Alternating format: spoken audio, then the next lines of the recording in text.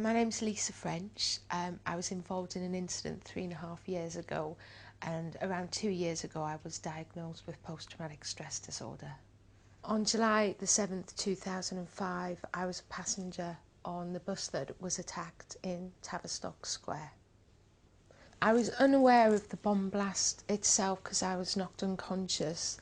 When I woke up, I was quite deaf. I'd lost my eardrums, so it sounded very much like I was under a swimming pool, underwater.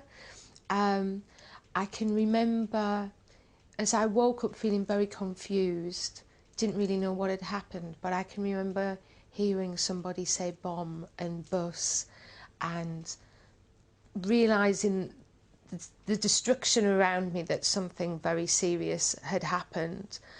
I think from quite soon after the incident, we noticed I was very jumpy at unexpected noises or sirens, which I think is the only real noise that was very loud to me and I could hear all day. So I started reacting slightly differently around those situations, and I started to really dread travel, whether I was going in the car or if it would be easier to get public transport. I still found myself making the decision to drive. And then about 6 months after that, I was planning to go to London again on the train, and unfortunately there was a train crash in Cumbria the weekend, and I just found myself panicking, thinking I cannot get on the train.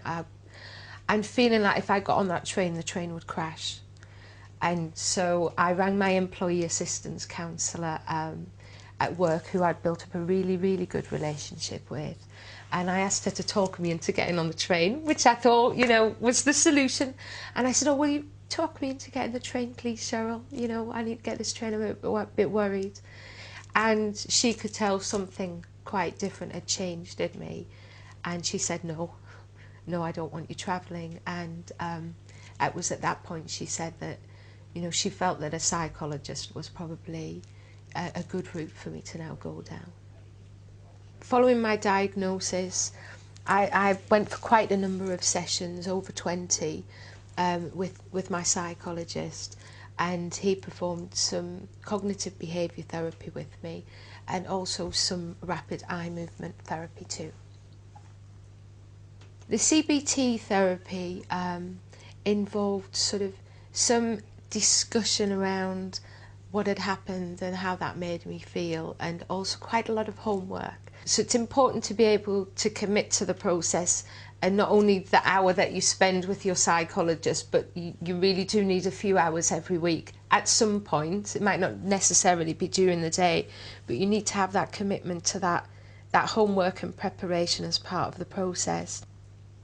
The actual event, because it was so public, it definitely has a ripple effect through not only my life, but I think the lives of everybody that I come in contact with, whether they're my friends, my family, my work colleagues. Everybody's dealt with it differently. My husband has suffered from quite a lot of nightmares particularly, and sort of that fear of loss.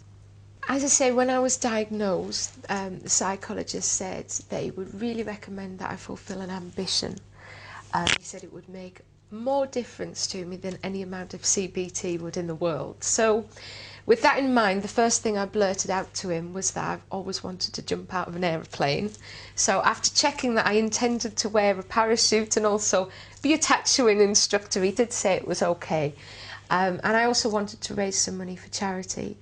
I have fulfilled both of those ambitions with a vengeance, and I can honestly say he was right. It was the best piece of advice that anyone could have given me with post-traumatic stress disorder. For more information, visit www.nhs.uk.